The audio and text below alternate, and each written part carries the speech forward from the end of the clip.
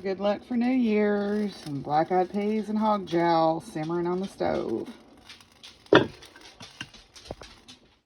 y'all, Happy New Year! It's time for Diary of a Physicist Farmgal.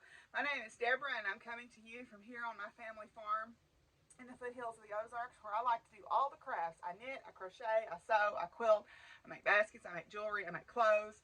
I like to do needle crafts. I'm going to learn, one of these years I'm going to learn to tat. I swear I am. I'll try any craft once and twice if I like it. I am also a university professor where I teach courses to physics majors and to general education students, and I'm also a docent at our planetarium when we are able to have planetarium shows. And I'm a big advocate for diversity and inclusion in STEM, and also particularly women in STEM. And last but not least, I am a farmer. I am a third-generation family farmer here on this land where my family has lived for over a century, and I raise grass-fed beef cattle. I raise horses. I have a small flock of heritage poultry. I have show-quality rabbits. I have a turkey named Reese's Pieces, which y'all have seen around. I also have Princess Penny the pig, the potbelly pig, protector of the poultry, and we have Pumpkin the miniature mule who thinks she rules the roost. I have a retirement herd of miniature horses and miniature donkeys, and as you can tell from my sweet little co-host Willie here, who's trying to get up on this table to see if there's something to eat, I am fur kid mom to many dogs and cats, many dogs and cats here on this farm. And you'll see Willie off and on throughout the podcast if you're new.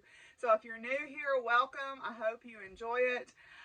If you're returning, thanks for coming back. And we'll get on here with Diary of a Physicist Farmgal. My pronouns are she, her, hers, and I live on land that was home to the Osage and Caddo nations. If you're new here, my philosophy is in this house we believe Black Lives Matter, love is love, women's rights are human rights, trans people rights are human rights, water is life, a living wage lifts all, healthcare is a right, no human is illegal, and injustice anywhere is a threat to justice everywhere. So just doing a beginning of the year, that's what I believe and that's what I stand for on this channel, just so you know. So we will be doing some giveaways and things through Instagram and through the Facebook group and through here this year. I'm going to try to create a Google form for you to fill out, and we'll talk about those giveaways and how those will work toward the end of the podcast today. I am going to abandon the make-along model this year because I can't keep up with it very easily, and I think it's just easier to do it this way, just be one and done. I will contact all the winners from the make-alongs last year and get them prizes sorted out this week. If you're looking for me on social media, you can find me on Instagram and on Ravelry as Doc Firewoman. You can also find a Facebook group for the podcast, the Diary of the Physicist Farmgal Facebook group. I do have a farm Facebook page, Buckthorn Farms. I'll link all that stuff down below so you can go and find me, and I encourage you to join us there. Do subscribe to the channel, please, and give the video a like and a thumbs up so we can grow our community. And I'm also on Twitter as Doc Firewoman, but I am a pretty left-leaning, socially liberal Democrat, and so if that kind of stuff gives you indigestion, best not follow me on there. I'm just saying, and I don't think that we should just shut up and knit or shut up and stitch or shut up and sew, because those things are important to friends of mine and people in this community that need representation. And I'm here to speak up for these intentionally ignored communities. I'm sorry, I'm not going to be part of the white girl gang and I'll take that side. So let's just clear that up right now. I stick up for my friends who are makers of color and who are part of the LGBT plus community. And if that makes you uncomfortable, that's fine. Feel free to go find someone who does make you comfortable. But I ain't your girl. If you dislike that stuff, I ain't your girl. So anyway, that being said, Willie and I have some finished objects to show y'all. Okay, y'all, I cleaned up my room. Let me give you a quick tour. Yes, there's still a lot of stuff in here, but at least now I can get to everything, and that is a really big deal for me. So, okay, so we'll start here. All my crochet thread are in these bins, and then at the bottom is my wood burning stuff and my Dremel. This fabric, this is all fabric in this closet. This is mostly things that I would use for apparel or quilt making, not printed panels. Those are in the other closet. Okay, ironing board, brand new ironing board cover. We'll talk about that in a little bit. I've got my stuffy collection that I've created back there, and underneath that is a box that has got other fabric, like larger fabric pieces and stuff that I just didn't have room to shove in there. But that is all full of fabric. Over here, this closet has got printed panels. It's got dresses that my mom already had cut out and sorted with the patterns. It's got my rubber stamping and all my paper crafting and my quilting batting and stuff like that. Plus, up at the top, those are finished quilts that I've done and fleece. In the top there is like woodcraft and stuff like that. Some floral stuff. In the top over here is also wreath making and woodcraft. And then also in the very front, I've got my knitting needles and crochet hooks and stuff so I can access them easily. Here on this microwave cart, I've got my basket of fabric that I want to use right away. I've got my works in progress sewing stuff, or my stuff that I've kitted up for sewing. In this dresser is a drawer that's got all my bias tape and seam binding, a drawer that's got all the different zippers that I've got. Actually 2 drawers of zippers and 2 drawers of bias tape. And then on top of that, I've got my floss is back here, all my floss. Then some moon boxes. I labeled everything so I could tell what it was. My cotton yarn is here so that if I want to make dishcloths or whatever, I can grab that. And then in these bins are frames that I can use for things and wood cutouts that I can use for FFO and cross-stitch objects. This is all greenery and stuff that I have bought to do decorating with. It is just the easiest way to store it. In this corner, all my pet nets, and then down here, this bookshelf is full of crafting books. Let me turn the camera around. So these are all different kinds of crafting books that my mom and I have accumulated over time. There's a shelf that's all sewing, a shelf that's all knitting and crocheting, and then quilting and some cross stitch. And this is just random different books that I have to go through. On these shelves is all my ribbon collection, my wrapping and stuff. And then up here is more paper craft, wrapping, stuff like that.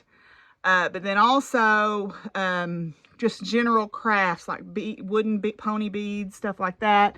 And then here we've got my buttons. This is sewing stuff. Here, back here is a set of snowmen stuff that I want to make. A friend of mine has a pair of little snowmen in her front entryway. That's all the stuff to make those.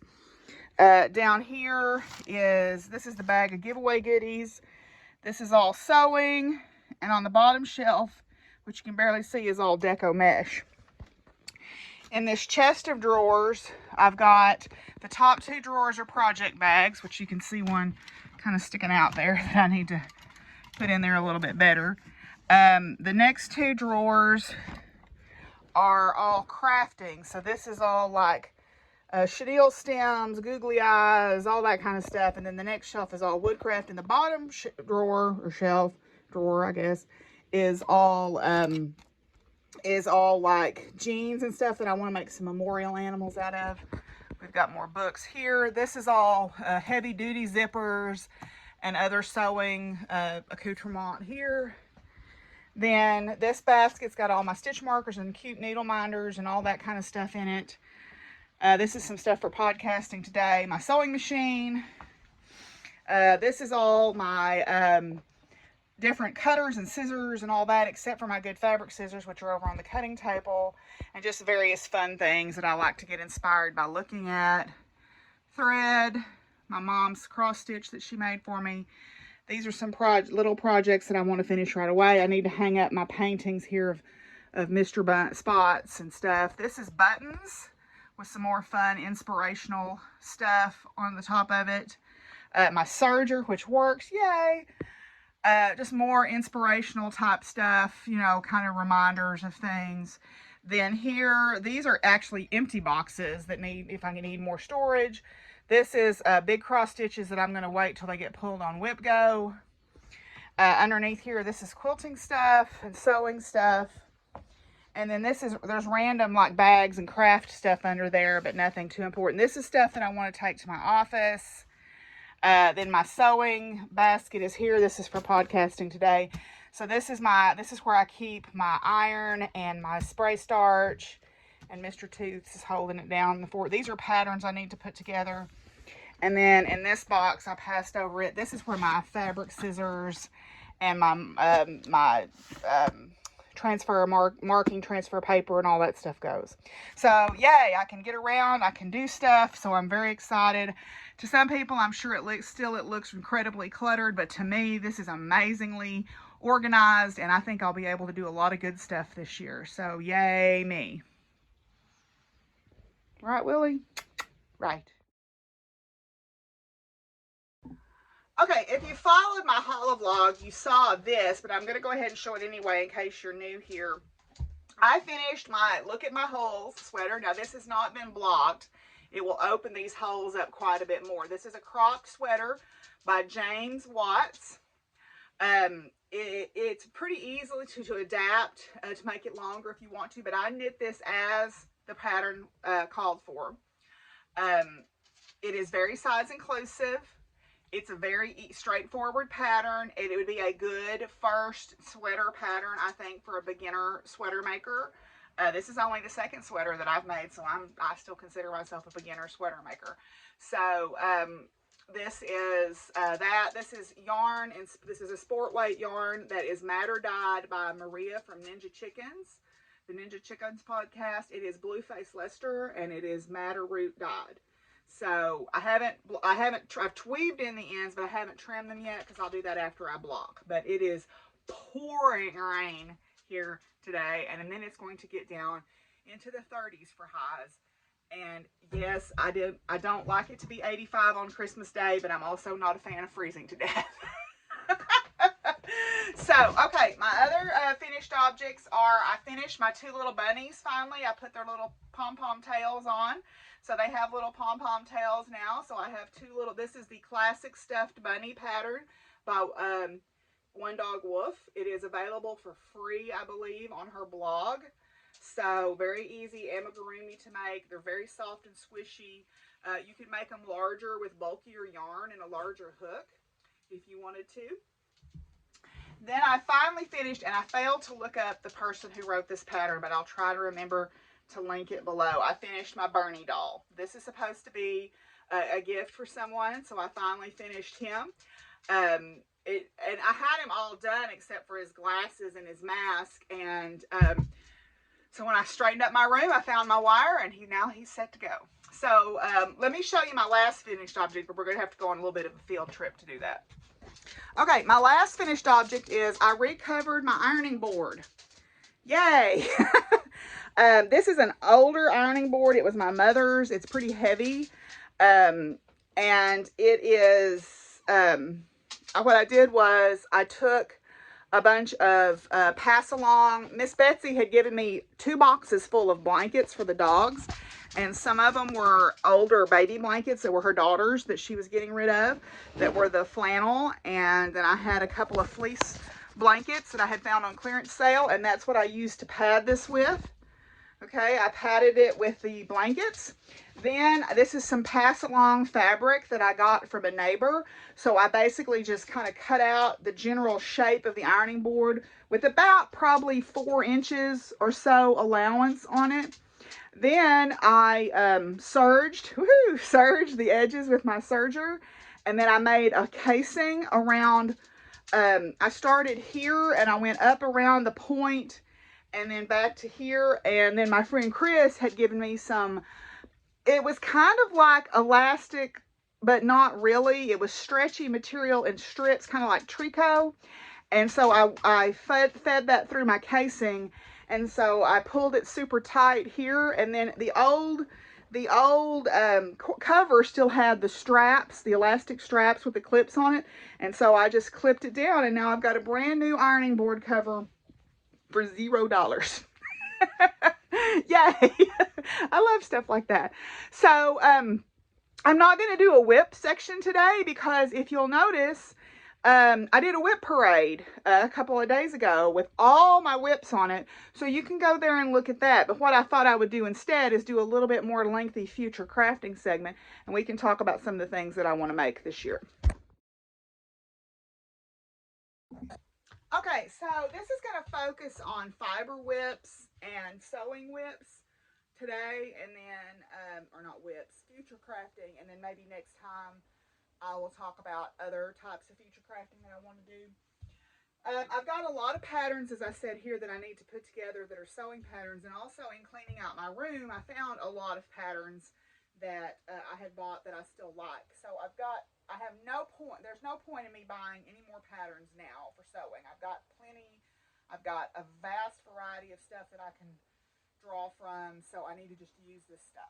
But these are some fabrics that I want to use right away. Now this is Super Snuggle flannel from Joann's, and you'll see that it's got these really cool rabbits on it, and I like the idea of rabbit at the beginning of the month to start the new month out. And of course here we are on New Year's Day, and I can smell my black-eyed peas and hog jowl cooking. Here's some Pride Inclusivity fabric that I thought was really cool looking. If you'll notice, there's little pride symbols on the hands there. So these will probably both get made into dresses for me to wear to work. Then I still have this great pinwheel corduroy fabric. This is these are all from Joann Fabrics and Crafts. This is some great pinwheel corduroy. It's got a little bit of stretch to it. I'm going to make a pair of dungarees out of this. I don't know if I'm going to make the Heyday dungarees that you saw during Holovlog, or if I'm going to make the Yanta ones from Helen's Closet. I'm going to do a test on the Yanta first, and then I'm going to see which one I like better, and that'll be what these get made out of. Then in the fiber world, I want to make the Unbearable Hoodie by Max Sear. Okay, except I'm not going to make it as a hoodie, I don't think. I think I'm just going to cast on a regular neckline because I'm not sure that I want a hoodie. I'm trying to get the light better here. See, now I've got too much room and too many choices, and I don't know where the light's good. Oops. Here, let's try this. Is that better? No. Not at all. There we go. Bingo. Okay, so I want to make the Unbearable Hoodie, and this is the yarn that I bought for it.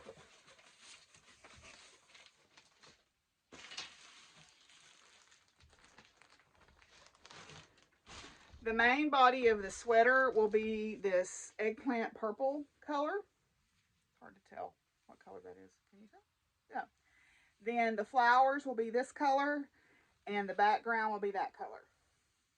So I'm anxious to get that started. I'm working on that sweater from Green Mountain Spinnery right now, but when I get that done, I'm going to cast on the Unbearable Hoodie.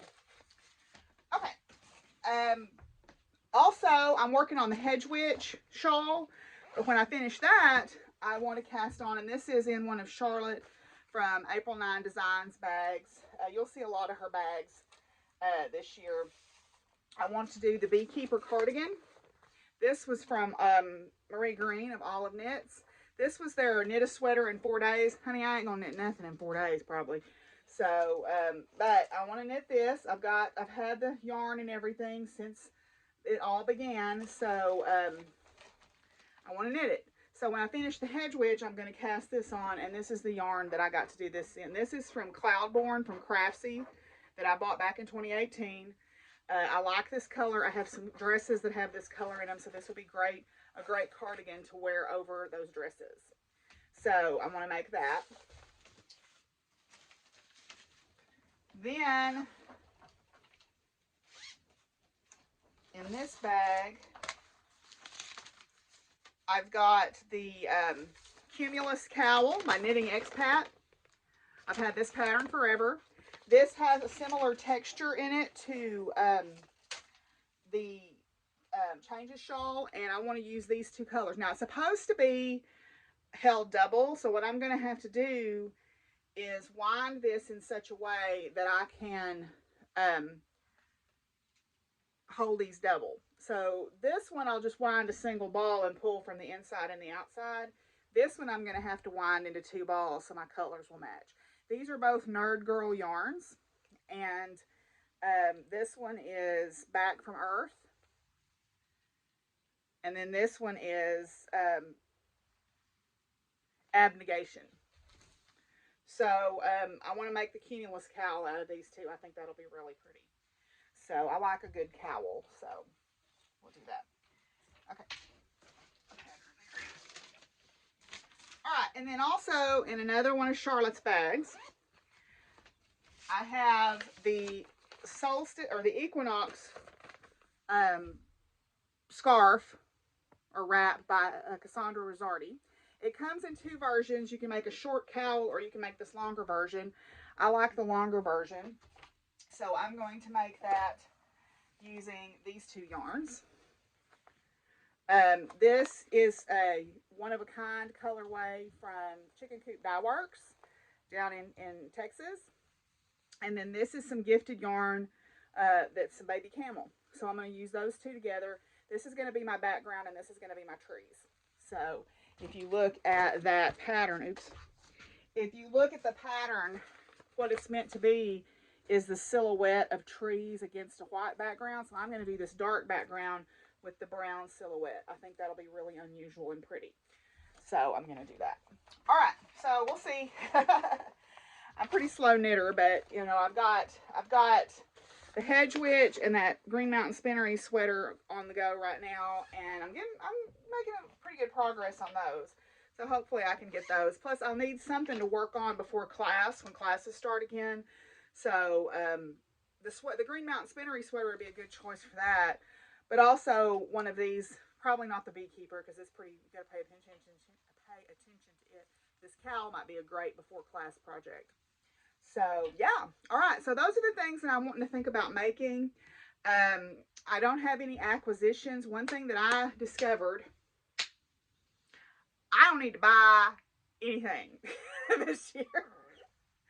I showed y'all a lot of gifts and things during a holo vlog, and that's great. I don't have any business buying a farting thing this year, unless it's like, oh, I need some thread to match this fabric, or something like that. I don't need to buy any yarn. I don't need to buy any fabric. I sure as heck don't need to buy any patterns. I have got enough craft stuff to do me several lifetimes. And that's not to say that if I see something that I really like, that I'm going to have this scarcity mindset, but I have some great stuff here that I need to use up. So let's try doing that this year and see how we can do. I'm not going to say, oh, I'm not going to buy anything, because I probably will. I'll probably see something that I really like and decide to get it. But this idea of spending money just willy-nilly, like I have kind of been doing, is going to stop. There's no point in, if I think I want to make a certain style of garment, let me look through my patterns first now that I can and say, oh, do I have this already? Do I need to buy this pattern, or do I have something that's pretty close that I could just modify? So that's going to be my goal for this year. So that ends the craft room portion of our program. We're going to move into the other room and talk about some science and some farming and all that good stuff. So, and we'll do our giveaway too. So. Okay, let's do a little giveaway here. It's just a stitching related giveaway. This is a really cute stitch marker that was made by my friend Tyra. Needleminder made by Tyra. She made a bunch of these for our group that are stitching the Pandemic Sampler by Long Dog Sampler. So she was kind enough to make one to give away. And then I've got a couple of little stitching related note cards here. And then on the back are the patterns for the little designs on the front. So you could keep them and make patterns, all right? Or you could use them as sweet little note cards. So I think what the word will be stitching.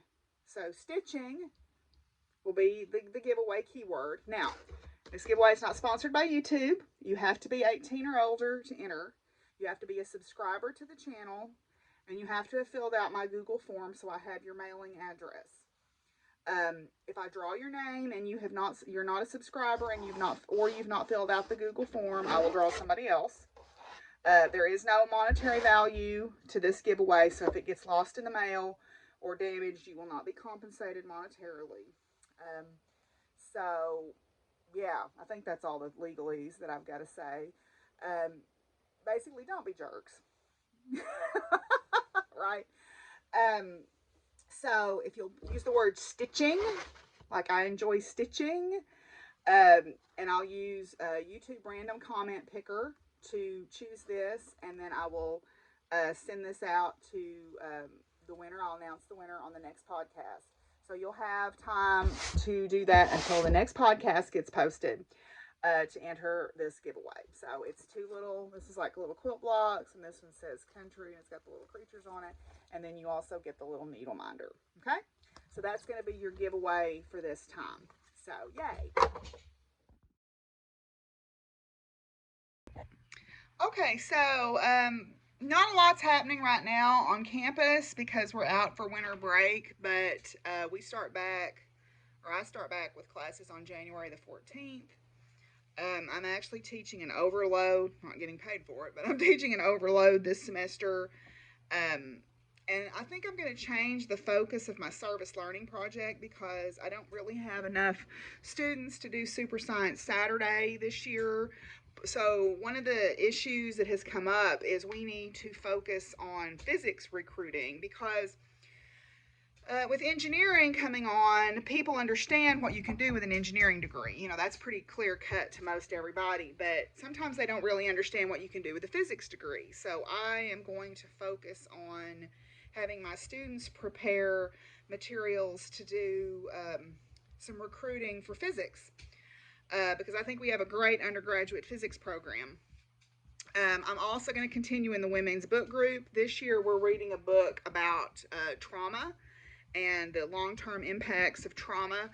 And then also I have been asked to lead a book group about developing anti-racist strategies in the classroom. Now, my only concern about leading that, and I spoke to this, I need a co-leader, is I don't like the idea of centering a white voice at the lead of that discussion. And that's an issue because we don't have a huge amount of minority faculty in our university. You know, we're in the South, and if I were a minority, I probably wouldn't want to live here either with all the white supremacists and everything actively rallying at places. But I talked to Amy, who's the leader of the Center for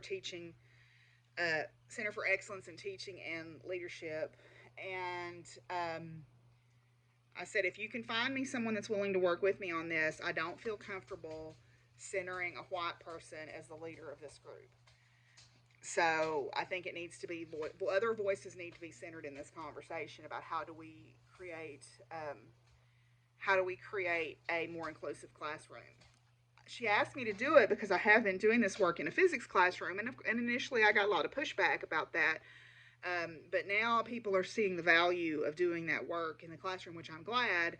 But I also want to make sure that I'm not being prescriptive or performative. I want to make sure that the voices that need to get heard in this conversation. So we'll see if I end up doing that or not. I'm hopeful that she can find someone to co-lead with me that I feel like will center a voice that needs to be heard, whether it's, this is particularly about building an actively anti-racist classroom, but we also have other intentionally ignored groups like the LGBT plus community, the neurodivergent community, the ability divergent community on our campus that need to be centered as well. So if we could synthesize that conversation also, I think that would be great. But we'll see. Hopefully in the spring we can start doing planetarium shows again. It's going to depend on the COVID numbers. And I know that people are wore out. I get it. And you know, at this point, COVID's going to become endemic, I think, and we're just going to have to learn to live with it. Um, but right now, you know, the numbers are going back up in Arkansas, and you know, I am pro science. I'm just going to straight up say I am pro science. I am pro vax. You know, if you're not, that's your choice. But that's the opinion. That's the tack I take here. I am pro science and pro vaccination, and I feel like we missed an opportunity to get in front of this, and now it's here to stay. And you know, that is what it is. Um, if you I get very frustrated with people who talk about, well, I got vaccinated, but I still got sick. That vaccines don't prevent disease; they mitigate the effects of disease. What's he doing to you? So you know, I just wish that people would spend a little bit of time educating themselves before they spew things out on social media. You know, but anyway, yeah. So that's my science soapbox, I guess. Instead of a science sprinkle, you'll get a science soapbox. But I thought I would talk just a little bit, since it is New Year's Day and I mentioned cooking black-eyed peas and hog jowl. I thought I would talk just a little bit about the calendar and how we got the calendar that we have. You know, the calendar has changed over time. The initial calendars, or the initial New Year's celebrations, actually occurred around the spring equinox, around the vernal equinox. Y'all behave. The earliest recordings of New Year's celebrations were actually the Babylonians, and they tended to follow a lunar calendar. So the first new moon after the vernal equinox was there at New Year's Day, which makes sense if you think about it. That's when the days are perceptibly longer. And they had a massive religious festival called Akitu, which is from a Sumerian word for barley, which was harvested during the spring. That's one of your winter grain crops. And then it was the celebration of the sky god Marduk over the sea goddess Tiamat. And this was when the new king was crowned, and the current ruler's divine mandate was, the current ruler's divine mandate was renewed as the triumph of the light over the night, I suppose. Then we have, you know, of course, we have the Egyptians have a New Year's celebration that corresponded to the rising of the star Sirius in the sky, which was when the flooding of the Nile generally occurred, because that was their rainy season. The first day of the Chinese New Year occurred after the second new moon after the winter solstice. So a lot of people have, you know, these lunar associations or these seasonal associations for the new moon. So Julius Caesar, when he becomes emperor of Rome, he decided that he was going to name the first month of name a month after himself. So January. Janus, and the Roman god of beginnings. And so January 1st becomes, he wasn't going to name it after himself, but he named it after the Roman god Janus, the god of beginnings. And they offered sacrifices, so they marked this as the first day of their calendar. Well, during medieval times, the Christian church decided we can't be following this pagan calendar, so they replaced January 1st with days carrying religious significance, like they moved the first day maybe to the 25th of December, or the 25th of March, or the Feast of the Annunciation, or something like that. But then Pope Gregory reestablished the January 1st as New Year's Day with the Gregorian calendar in 1582. And we've talked a little bit about the Julian calendar versus the Gregorian calendar, and how the Julian calendar and the Gregorian calendar, they had to have they lost basically days, and that's why we have Old Christmas and New Christmas. Old Christmas is actually now what people call Epiphany, and so that's where the 12 days of Christmas comes from. It comes from the days between Christmas and Epiphany, which are also sometimes called the Omen days, and you can do, people say that you can do augury during those days to predict for the next, because there's 12 days. So they predict your outcome for the next 12 months.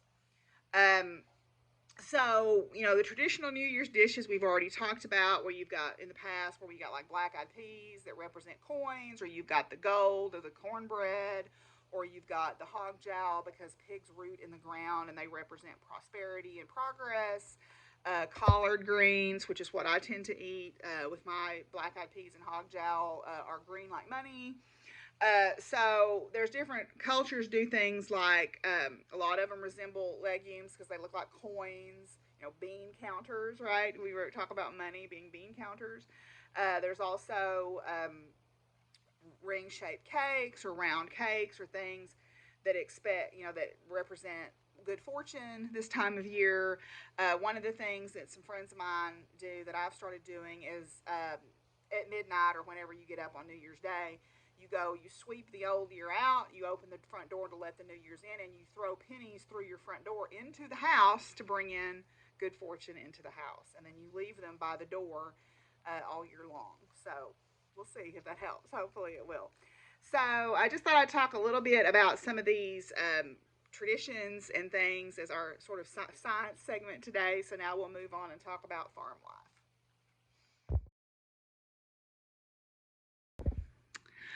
Okay, well, here on the farm, it has been unseasonably warm, and now it's going to change. There's going to be a 50-degree temperature change over the next 2 days, which the animals will love that.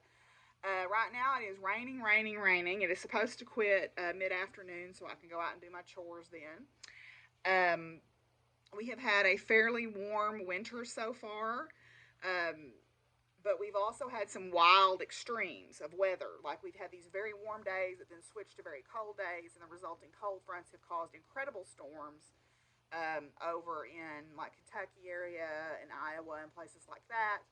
I know that there are parts of the country that desperately need rain. I know my friends in Colorado are desperate for moisture. I just had that big fire in Superior, and I know that both my friends Vanessa and Robin had to evacuate. Fortunately, thank goodness, their homes were saved or spared. Although a lot of people lost their homes, that was a terrible, fast-moving fire, and it was just the luck of the draw. There are places that are in a drought condition that desperate for water. So, La Nina, which is what we're in, means more extreme weather, and so I suspect winter is just getting rolling right now. To be honest, because tomorrow the high is supposed to be 35 and the low is supposed to be 19. Right now it's about 70 outside. So I've got to go out and do chores. So that means making sure the rabbits have warm straw, making sure the chickens have warm straw, making sure Penny the pig has warm straw. All those good things. Um, this year, I'm going to try to do a better job of focusing on my garden. I have been working on getting my house in order. I feel much better about my house. I feel like maybe I can finally start letting people back in my house. I still have a little bit to do, but I'm not going to clean on New Year's Day because my grandpa always said, "What you do on New Year's Day, you do all year long," and I don't want to clean house. Um, so tomorrow is deep cleaning Sunday, I guess. We're going to deep clean. And then I have a professional development workshop next week for some teachers that I have to do some research on eclipses. I want to talk about I guess I should have talked about this in the science segment, but oh well. I want to talk about the non-Eurocentric history and understanding and lore behind eclipses. So I want to look at other cultures and center other cultures in that conversation. Um, this next year on the farm, like I said, I want to focus on my garden. I want to order some more fruit trees. I lost both my quince trees, and I lost one of my mayhaw trees, and I lost my tame persimmon tree. So I want to replace those. I wanted to pay a better attention to my spraying schedule. So in my book here, I've been looking up the best days for things and looking up the spraying schedule for my stone fruits and for my apple trees and been writing it in here. And I leave this open so that I can look at it and kind of stay on track for what I need to do to take care of um, my fruit trees. I've got a lot of seeds this year. I've gone through my seed inventory. I want to do better about starting seeds and about planting my garden. I've got a lot of cleaning up to do there out there, but I'm going to push that off until March because I want to make sure that the pollinators and the garden spiders and stuff that are out there have an opportunity to overwinter and survive. Um, animals are doing okay. I did lose my big bull. He had been not feeling well and he died. which was very depressing. Luckily, all my cattle are bred for this next year, but I am going to have to buy a new bull. I was going to have to replace him this year anyway because I'd had him long enough that I needed to replace him so that we weren't having issues with inbreeding. But I am going to have to replace my bull this year, which is not something that I necessarily had expected doing as quickly as I had. But I've got some younger bulls that I could keep, although they would be somewhat related to my cattle. I would prefer to get some fresh blood in anyway. So I talked to my neighbor about buying a young bull from him. So we'll see. That'll be in the springtime sometime. My horses are still at home. There's some changes happening over at the barn, I feel, and the older kids are leaving, and those are the ones that I generally work with. I'm trying to decide what I want my focus to be this year with my horses. Honestly, I'm enjoying just having them at home and looking at them. So we'll see. I enjoy riding, but we'll just see. You know, in the summertime, I know I'll ride a lot, and I'm sure I'll take them back in March when the weather fares up. I've become a fair weather rider. If it's cold, I don't like to be out there, and my horses are getting older, and they don't like to do it either. So, you know, why do things that we don't enjoy? Anyway, so that's kind of what's going on here on the farm. I see that our robins are out here. The robins tend to flock together in the wintertime. So I've got a big flock of robins that are feeding out here in my back pasture that I can see out the window. So that's a good thing. And it's going to stop raining here soon, so I'll need to go out and do chores. So that's pretty much farm life. So I'm going to leave you with a few final thoughts. I was looking for a poem that kind of talked about the magic or the spirituality of handcrafting. And I ran across a poet that I had never heard of, so I wanted to share her with you. Her name is Hazel Hall, and she was born in St. Paul, Minnesota, but moved to Portland, Oregon. And she was her father worked for the railroad. By differing accounts, she either was injured in a fall or she had scarlet fever when she was about 12, and so she was confined to a wheelchair at the age of 12. Had to leave public school at that point because there was no accommodation for a student in a wheelchair, but she continued her education at home, and she loved reading some of the great poem writers, such as Emily Dickinson, Robert Frost, Edna St. Vincent Millay, and she started writing herself, and she wrote as a hobby, but then she became a professional sewist in order to earn some money. She made baby dresses, gowns for wealthy families, bridal gowns, things like that, and she enjoyed sitting near the window while she worked. So she began writing poetry again in her 20s, and she had her first published poem at age 30, and it appeared in the Boston Evening Transcript. And she had poems in many other well-known publications of the time. And one of the reviewers said of her first collection, Curtains, comes Hazel Hall with her little book, every word and emotion of which is poignantly authentic. Unfortunately, she died very young at 38 after, quote, an illness of some weeks. So it doesn't say what. But she wrote this poem. There's actually her home. Her home is on the National Register of Historic Places in Portland. And there's a little park next to it. And there's an award, the Oregon Book Award, is jointly named for her and another poet. And sometimes she's referred to as the Emily Dickinson of Oregon. So I thought that it would be nice to talk about Hazel Hall and her poem.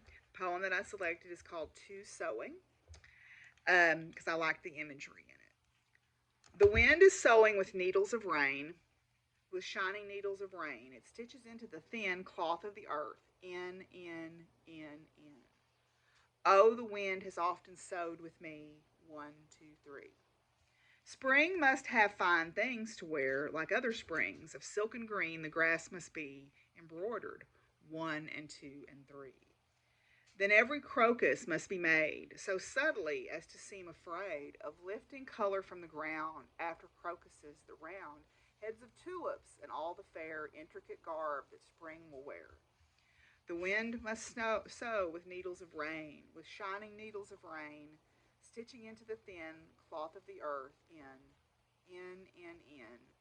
for all the springs of futurity. 1, 2, 3. I thought that was a beautiful poem that kind of describes that early spring feeling. You know, right now it feels like that outside. I know that's going to change. But anyway, so that's all we got for today. I hope y'all are all doing well coming into this new year. Willie, are you going to come speak or are you going to hide? You taking a nap? You can't be bothered. Okay, Willie says he's resting. It's a hard life being Willie. He's got to rest a lot. But anyway, so I hope y'all are all doing well. I hope to see you throughout the year. Don't forget we have a Zoom group that meets periodically if you want to know more about that. I will, I'll put a section on that for the Google form where you can, if you're interested in joining the Zoom groups. They're pretty free form. You know, I'll announce some Zoom events, but a lot of times we're just on there in the evening. So if you're looking for a place to go, I'm in the central time zone. Anyway, so I hope y'all are all doing good. And before I see y'all again, y'all be good to each other and take care of each other. And what, Willie?